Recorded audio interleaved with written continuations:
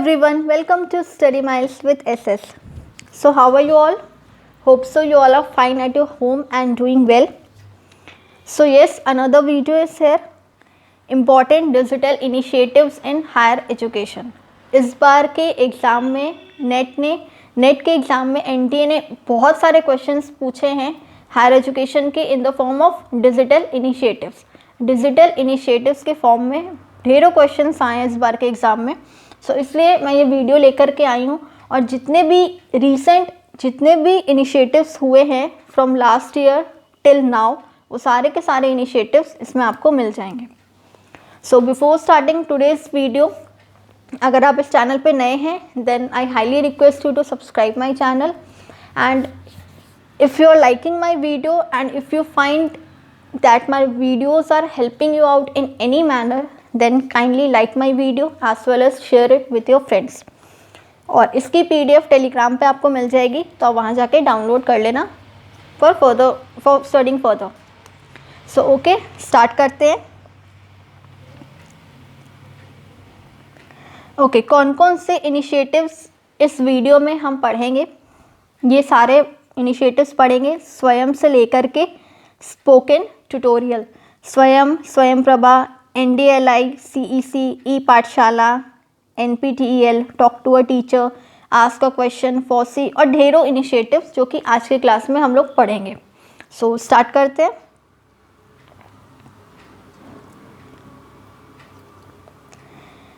स्वयं Prabha and NDL, ये तीनों इनिशिएटिव्स मैंने ऑलरेडी डाल दिए हैं. सो आप प्लेलिस्ट में जाके चेक कर लेना. टीचिंग एप्टीट्यूड की प्लेलिस्ट में आपको ये तीनों मिल जाएंगे, Swayam Prabha and NDL, that is national digital library. ये तीनों मैंने कराया है डिटेल में, so you can check it out from there. इसका लिंक मैं मेंशन कर दूंगी डिस्क्रिप्शन बॉक्स में प्लेलिस्ट का, तो आप वहाँ जाके देख लेना. स्टार्ट करते हैं यहाँ से CEC से. So first of all, what does CEC stands for? CEC means Consortium for Educational Communication. See, ये सारे इनिशिएटिव्स आपको बाय हार्ट करने होंगे, इसका कोई ऑल्टरनेटिव नहीं है, क्योंकि ईयर किसने किया, किसके द्वारा किया गया, कितने नेटवर्क्स थे, कितने सेंटर्स थे, ये सारी चीज़ें आपको बाय हार्ट होनी चाहिए. आपको क्रैमिंग करने की ज़रूरत है. सो इसमें समझने से ज़्यादा इसमें रोट लर्निंग काम देगा. So it was set up in 1993. In the year 1993, CEC was set up by UGC. किसके द्वारा हुआ था? यूनिवर्सिटी ग्रांट्स कमीशन के द्वारा किया गया था. For addressing the needs of HE stands for higher education through the use of TV and ICT. 1993 में UGC ने CEC को लाया किस पर्पज़ से? कि हायर एजुकेशन के नीड्स को फुलफ़िल किया जाए थ्रू ICT.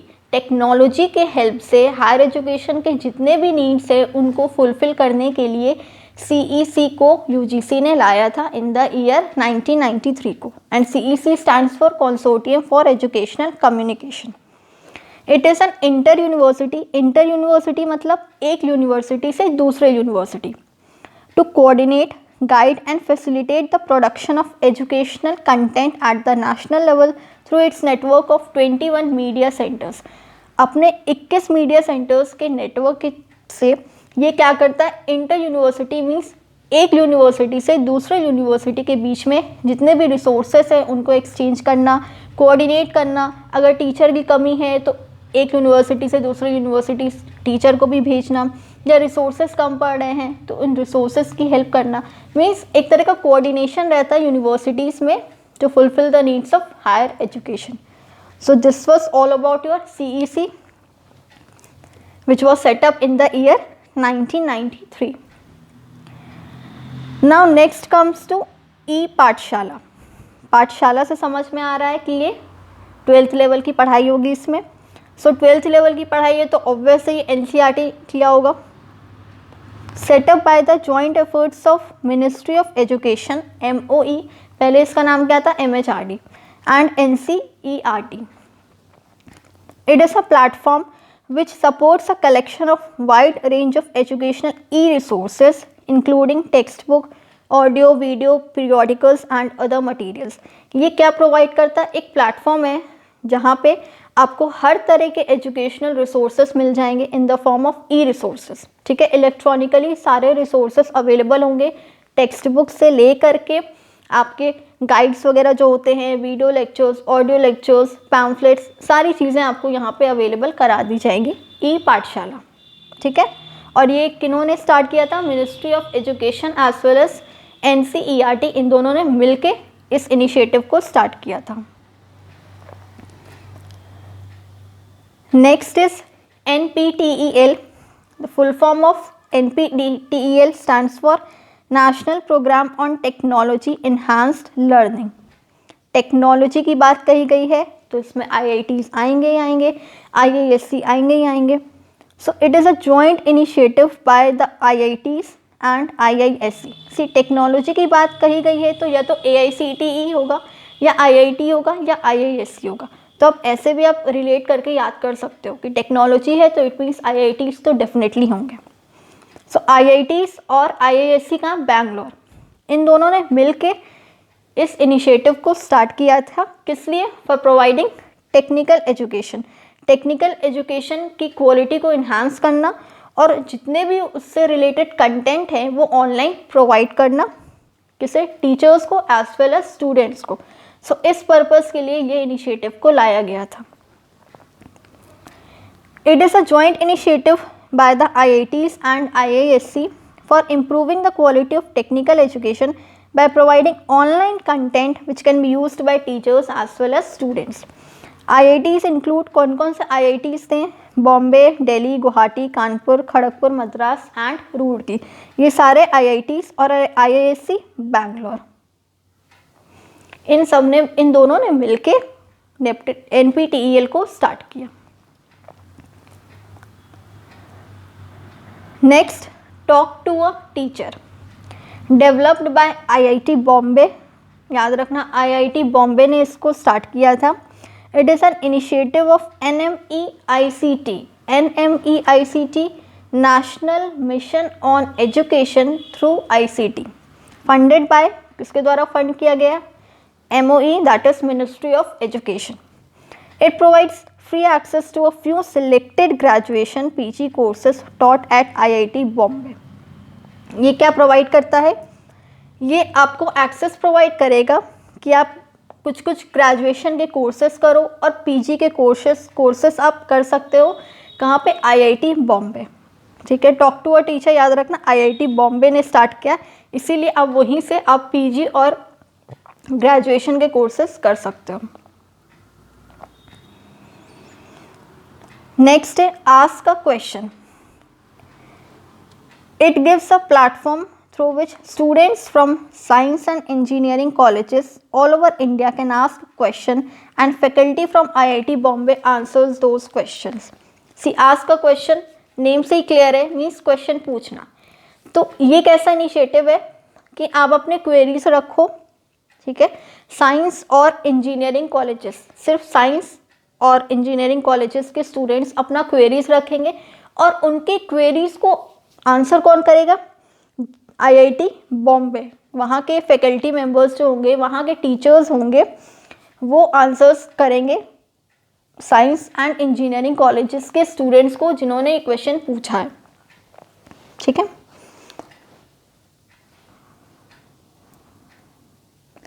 नेक्स्ट है FOSSEE। FOSSEE stands for free source software for education. It is also developed by IIT Bombay. IIT Bombay ने एक और इनिशिएटिव को डेवलप किया था, क्या था वो? Talk to a teacher. ठीक है, it promotes the use of open source software in education institution. Open source software को ये क्या करता है? प्रमोट करता है एजुकेशन इंस्टीट्यूशन में। और किसने डेवलप किया? IIT बॉम्बे ने। इसीलिए इसका फुल फॉर्म में भी दिया हुआ है free source software, means open है, हर कोई इसको एक्सेस कर सकता है। ये पाबंदी नहीं है, रेस्ट्रिक्शन नहीं है, anybody can access it from anywhere. About 200 college students and teachers have participated and in this 2000 college students और टीचर्स ने मिलके पार्टिसिपेट किया है। ओपन सोर्स है, हर एजुकेशन इंस्टीट्यूट में ये प्रोवाइड किया जाएगा। उसको प्रमोट करने के लिए फॉसी को लाया गया था। नेक्स्ट है E Vidwan. Vidwan database is developed and maintained by INFLIBNET with financial support from NMEICT. See, first of all, you need to know what are database. See, जब हम एक ही टाइम पे, अब कॉलेज और यूनिवर्सिटीज़ में तो ढेरों बच्चे होते हैं, अब एक एक का डेटा आप लिखना इट्स नॉट पॉसिबल। सो आप क्या तैयार करते हो, एक डेटाबेस रेडी करते हो जिसमें जितने भी स्टूडेंट्स आपके हैं, फॉर एग्जांपल सेक्शन ले लेते, जैसे बीटेक में ले लेते फॉर एग्जाम्पल 50,000 स्टूडेंट्स हैं, लमसम ले लेते एग्जाम्पल 50,000 स्टूडेंट्स, ऐसे इतने होते नहीं हैं, 10,000 ले लेते, 10,000 स्टूडेंट्स हैं पूरे बीटेक में, बीटेक फर्स्ट ईयर से लेकर के बीटेक फोर्थ ईयर तक। तो उन सभी के जो डेटाबेसेस को रेडी करेंगे। डेटाबेस में क्या क्या आ जाएगा, लाइक नेम हो गया, एड्रेस हो गया, किसी भी चीज़ का डेटा, मार्क्स का डेटा हो सकता है, रिजल्ट का हो सकता है, प्रोजेक्ट्स का हो सकता है, असाइनमेंट का हो सकता है, उन सभी के डेटा को एक ही जगह स्टोर करना, उसको हम क्या कहते हैं, डेटाबेस कहते हैं। ठीक है, so this is your database.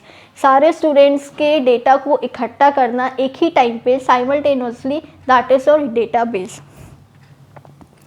So Vidwan database is developed and maintained by, किसके द्वारा डेवलप किया गया, INFLIBNET, that is information and library network centre with financial support. और इसको सपोर्ट कहाँ से मिला, फंडेड कहाँ से किया गया इसको, NMEICT, national mission on education through ICT। Vidwan is the premier database of profiles of scientists, researchers and other faculty members working at leading academic institutions and other R&D organizations involved in teaching and research in India. इतना बड़ा है, इसे मैं short में समझा देती हूँ। विद्वान मेनली क्या करता है, ये डेटाबेस को रेडी करता है। जो भी साइंटिस्ट होते हैं, रिसर्चर्स होते हैं, फैकल्टी मेंबर्स होते हैं, उन सभी के डेटाबेस को इकट्ठा करता है। और इसी डेटाबेस के थ्रू क्या होता है, हमें पता चलता है कि कौन सा बंदा किस चीज़ में एक्सपर्ट है। ठीक है, चाहे एक्सपीरियंस के मामले में हो सकता है, या किसी तरह का उसने पब्लिश किया हो अपना रिसर्च पेपर, रिसर्चर हो, रिसर्च के मामले में हो सकता है। तो किसी भी फील्ड में कितना उसने एक्सपीरियंस गेन किया है, कितना वो हाईली प्रोफेशनलाइज्ड है उस टीम में, उस केस में, तो उन सभी के बारे में हमें डेटाबेस से पता चल जाता है। तो इसीलिए ई विद्वान को लाया गया कि आप कहीं भी जाओ, किसी भी फैकल्टी मेंबर से आप पढ़ो, साइंटिस्ट हो, रिसर्चर हो, तो आपको एक जनरल आइडिया मिल जाए कि हाँ, अगर हम जिससे पढ़ रहे हैं तो वो क्वालिटी टीचर है कि नहीं है। ठीक है, सो दिस वॉज योर विद्वान। होप सो ये आपको क्लियर हो गया होगा। It provides important information about experts background, expert के बैकग्राउंड के बारे में, एड्रेस, एक्सपीरियंस, कितना स्किल्स है उनमें, रिसर्चर आइडेंटिटी, ये सारी चीज़ों का पता चल जाता है किससे, विद्वान से, जिसमें पूरा डेटाबेस बना रहता है लोगों का। नेक्स्ट है NAD, that is national academic depository. ये क्या है, it's a 24/7 online store house of all academic awards, certificates, diplomas, degrees, marksheets. NAD क्या है, ये एक तरह का स्टोर हाउस है। जैसे आप लोग के घर में, सबके घर में स्टोर हाउस होता होगा जहाँ राशन का इकट्ठा सामान आके रखाता होगा। ठीक है, सभी के घर में होगा। तो वैसे ही क्या है, ऑनलाइन पोर्टल एक है, ऑनलाइन स्टोर हाउस है, जहाँ पे आप अपने सर्टिफिकेट्स, अपने डेट शीट, मार्कशीट या इम्पॉर्टेंट जो भी डॉक्यूमेंट्स है वहाँ पे स्टोर करके रख सकते हो कि इफ़ इन केस अगर आपके घर में लॉस्ट हो जाए, ठीक है, मिसप्लेस हो जाए, तो आपके वहाँ पे ऑनलाइन स्टोर में वो मौजूद रहे, जिससे आप एक्सेस कर पाओ, आप डाउनलोड कर पाओ कभी भी। तो ये सेफ़ रहता है पूरा। ठीक है, और आप इजीली एक्सेस कर पाते हो, कहीं भी आप किसी भी लोकेशन पे रहोगे आप इजीली इसको एक्सेस कर पाओगे। ओके, सो वेयर वी वो, हाँ, online store house of all academic awards, certificates, diplomas, degrees, marksheet duly digitised, fully digitised form में रहता है, ठीक है. You don't have to carry it with your self, just you have your phone and you can access it from anywhere. Eligibility assessment. NAD not only ensures easy access and retrieval means retrieve करना means वापस करना of an academic award, but also validates and guarantees its authenticity and safe storage. Authentic रहता है, पूरा safe रहता है, किसी तरह का theft वाली चीज़ नहीं होती इसमें, ठीक है. प्योर एकदम safe रहता है, secure रहता है. So this was your okay. Now next comes your GYAN. First of all, let's understand the full form of this. It's Global Initiative for Academic Network, and it was an initiative by Ministry of Education and was launched in the year 2015. ये सारी static portion है, आपको याद करना है. इसका full form global initiative for academic network. किसके द्वारा इनिशिएटिव बनाया गया था? Ministry of education. किन्होंने बनाया था ये याद रखना, Smriti Zubin Irani. Smriti Zubin Irani. And I guess everybody knows this lady. कौन है? स्मृति जुबीन ईरानी. बहुत पहले एक सीरियल आता था क्योंकि सास भी कभी बहू थी, उसमें जिन्होंने तुलसी का रोल प्ले किया है वो यही है, Smriti Zubin Irani. And it was launched in the year 2015. 2015 में इस इनिशिएटिव को लॉन्च किया गया था. बेसिकली ये क्या करता है? It encourages global faculties from highly rated institutions abroad visit India, interact and partner with their counterparts and with students and deliver specialized courses. See, ये बेसिकली क्या करता है? जो भी हमारे बाहर फॉरेन कंट्रीज़ के जो साइंटिस्ट हैं, एंटरप्रेन्योर्स हैं, उनको इनवाइट करता है. इस इनिशिएटिव में क्या किया जाएगा? उनको इनवाइट किया जाएगा ताकि हम इंटरनेशनल लेवल पे आगे बढ़ सकें. जो भी हमारे प्रोग्राम्स चल रहे हैं, लाइक मूक्स हो गया, मूक्स में स्वयं प्रभा, CEC, जो भी इनिशिएटिव्स हैं फॉर एजुकेशन पर्पस, उनके क्वालिटी को इम्प्रूव करने के लिए, उनको इन्हांस करने के लिए ये इनिशिएटिव लाया गया कि जो ग्रेट टैलेंट होगा साइंटिस्ट का, एंटरप्रेन्योर्स का इंडिया के बाहर, तो उनकी हेल्प से हम अपने प्लेटफॉर्म्स को इनकरेज कर पाएँ, उसको इन्हांस कर पाएँ. So this was the basic work of ज्ञान. इसीलिए ये इनिशिएटिव लाया गया ताकि हम इंटरनेशनल लेवल पे आगे बढ़ सकें. ओके, होप्स आपको ये क्लियर हो गया होगा ज्ञान.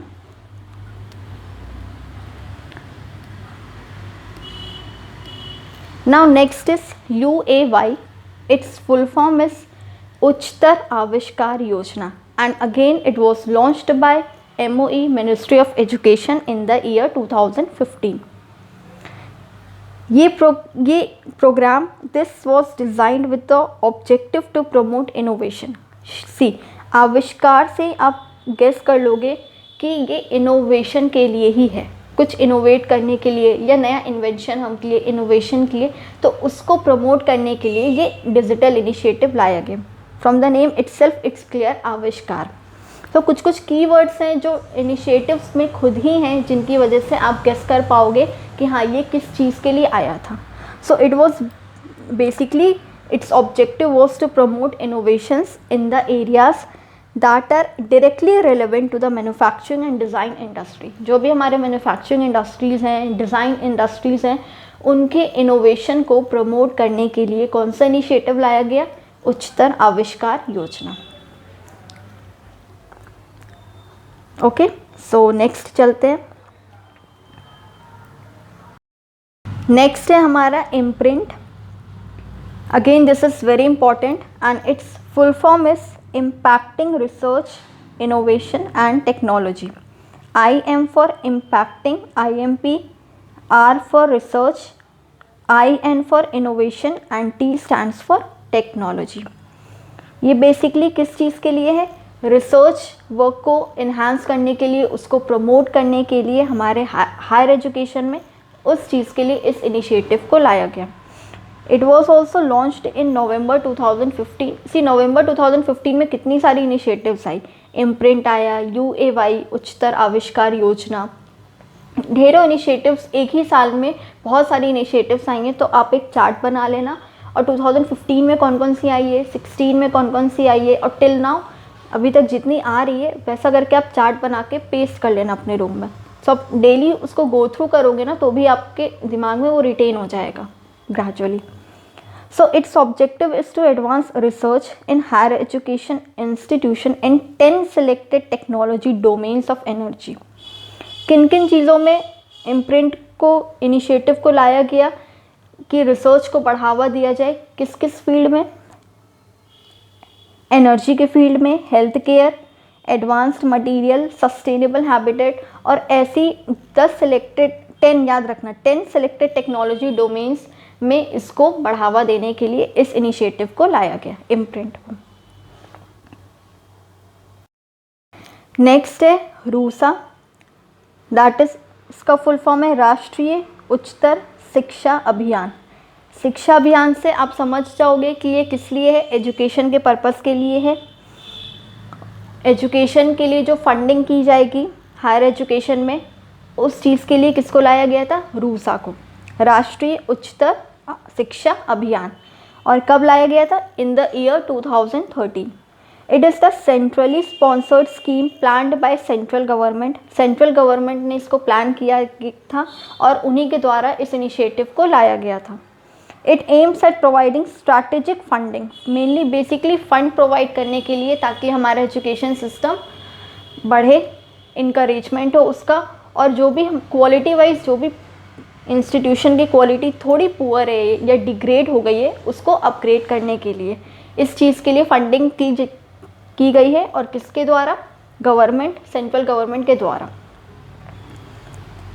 It aims at providing strategic funding to higher educational institutions throughout the country, means पूरे कंट्री में जो भी हमारे इंस्टीट्यूशंस जो डिग्रेड होते जा रहे हैं उनको फंड्स प्रोवाइड करके ताकि वो अपना एजुकेशन सुधारें, एजुकेशन सिस्टम इम्प्रूव करें। A total of 316 state public universities and 13,024 colleges will be covered under it। ये डेटा आपको याद करने की ज़रूरत नहीं है, मैंने मेंशन कर दिया है, अगर याद हो जाए तो वेल एंड गुड, अदरवाइज़ इतना डिटेल में नहीं पूछता है। बट हाँ, कब आया, इसका फुल फॉर्म, किसके द्वारा लाया गया और क्या इसका ऑब्जेक्टिव था, ये सारी चीज़ें आपको हर इनिशिएटिव्स की याद होनी चाहिए। ये क्रैमिंग वाली चीज़ें हैं तो ये रटना ही पड़ेगा आपको।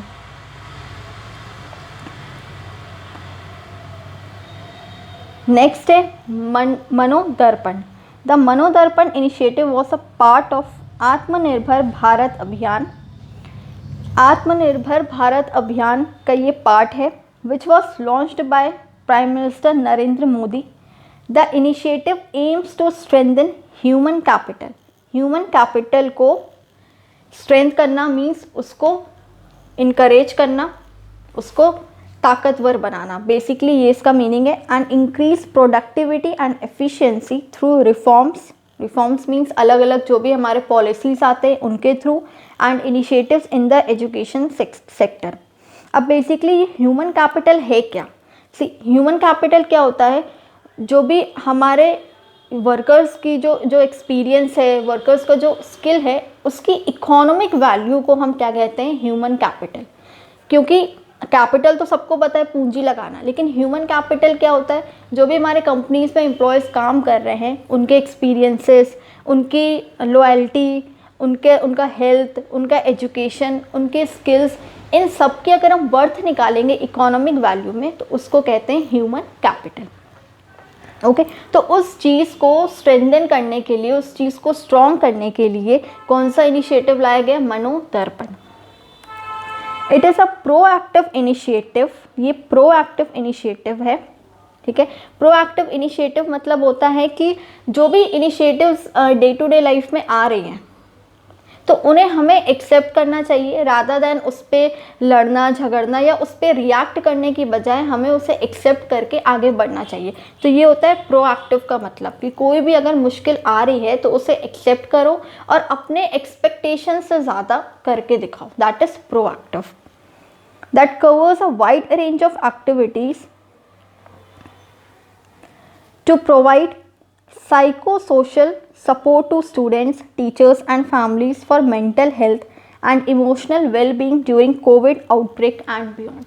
कोविड के टाइम पे जिनकी भी थोड़ी मेंटल स्टेबिलिटी थोड़ी कम हो गई थी, लोग स्ट्रेसफुल हो गए थे, ठीक है, डर बहुत बैठ गया था उनके अंदर, तो उन सारी चीज़ों को रिमूव करने के लिए, स्ट्रेंथन करने के लिए, ह्यूमन कैपिटल को स्ट्रेंथन करने के लिए बेसिकली ये इनिशिएटिव लाया गया, ताकि वर्कर्स फिर से मोटिवेट हो पाएँ, एम्प्लॉयज़ फिर से मोटिवेट हो पाएँ और जैसा वो काम कर रहे थे फिर से वापस अपने काम पे लग जाएं, ठीक है, क्योंकि कोविड की वजह से बहुत सारा इम्पैक्ट पड़ा था ह्यूमन के लाइफ में. So this is the reason why this initiative launched in India.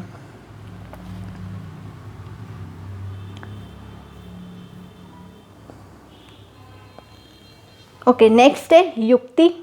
Union HRD minister Ramesh Pokhriyal Nishank launched युक्ति 2.0 इन जून 2020. युक्ति 2.0 को जून 2020 में लॉन्च किया गया था. मेनली ये किस लिए था? ये जो भी हमारे नेशनल डेटा, जो भी टेक्नोलॉजी और इनोवेशन से रिलेटेड जो भी डेटाबेस हम तैयार करके रखते हैं, उनके स्टार्टअप्स के लिए, उनके कमर्शियलाइजेशन के लिए ये इनिशिएटिव को लाया गया. इसमें क्या होता है, जो भी अपना स्टार्टअप चालू करना चाहते हैं, नए नए बिज़नेस सेटअप करना चाहते हैं, तो उनको इनकरेज करने के लिए, उनके इनोवेशंस को बढ़ावा देने के लिए युक्ति को लाया गया. It is focused on creating a national database of technologies and innovations along with their commercialization potential and also the startups from our academic institutes. Under this initiative, students, faculty members and other stakeholders of higher education institutions can register on Yukti portal and share their innovations and technology. इस portal पे जाके वो register कर सकते हैं और उन्होंने जो भी इनोवेट किया है, something new for their company, for their country, they can showcase their skill on this portal, युक्ति portal.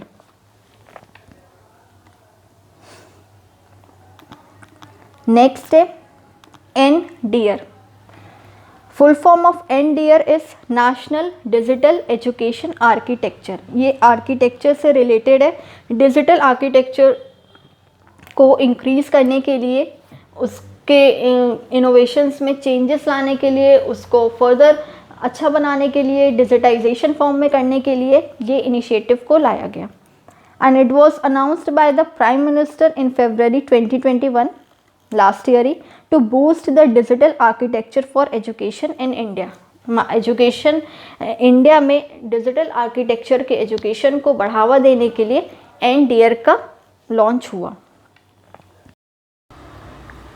It is under the ministry of education.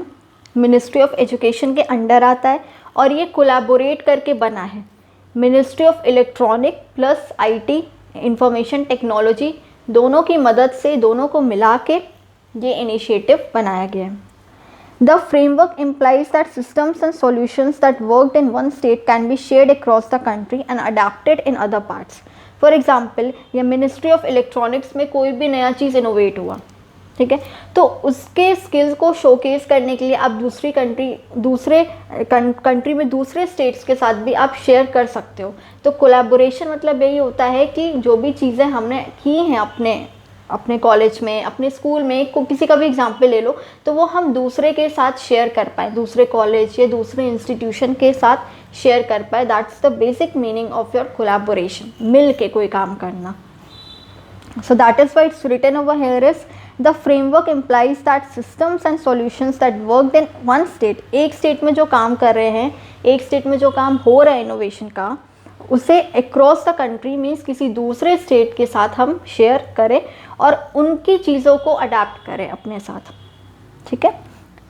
सो ये था आपका NDEAR. नेक्स्ट है यंत्र. यंत्र मतलब क्या होता है? कोई मशीन. एंड मशीन से आप क्या रिलेट कर सकते हो? रोबोटिक्स. तो यंत्र क्यों लाया गया? रोबोटिक्स को बढ़ावा देने के लिए. promoting robotics as multidisciplinary engineering project, supporting innovation by students, learning by doing through group work, teachers to train engineering. Basically इसका ये मतलब है कि ई यंत्र को लाया गया रोबोटिक्स को प्रमोट करने के लिए। आप देखते होंगे कि बहुत सारा जो ऐप्स है, लाइक आपका जो टेलीग्राम ऐप्स है, उसमें बहुत सारे ग्रुप्स में क्विज बॉट बना है, ठीक है, जो कि यूज़र्स को रिमूव भी करता है, ऐड भी करता है, फिर आपका क्विज भी स्टार्ट करता है, खुद रिजल्ट भी खुद दे देता है, लीडर बोर्ड भी खुद शो कर देता है। तो ये सारी चीज़ें कैसे हुई? With the help of robotics, ठीक है। तो इसलिए ई यंत्र को लाया गया कि रोबोटिक्स को प्रमोट किया जाए।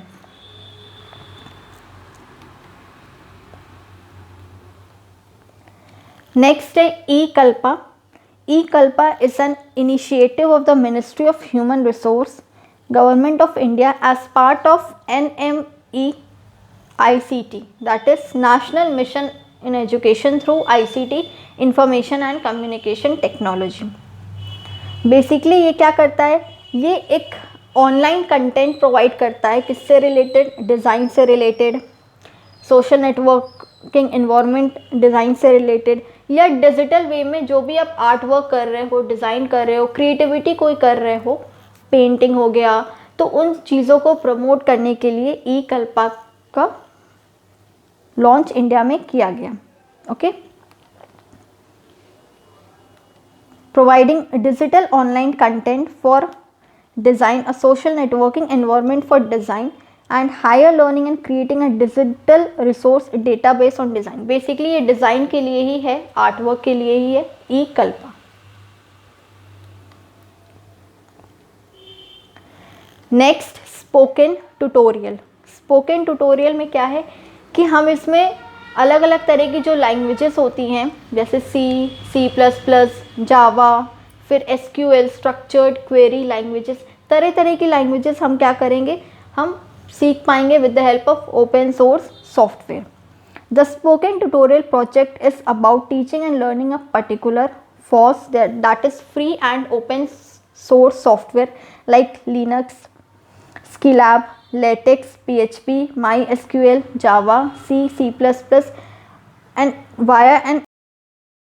तो बेसिकली अलग अलग सॉफ्टवेयर्स को सीखने के लिए स्पोकन ट्यूटोरियल को लॉन्च किया गया, जिसमें अलग अलग ओपन सोर्स सॉफ्टवेयर हैं, SQL हो गया, LaTeX हो गया, C++, अलग अलग languages. So for this purpose spoken tutorial was launch in India.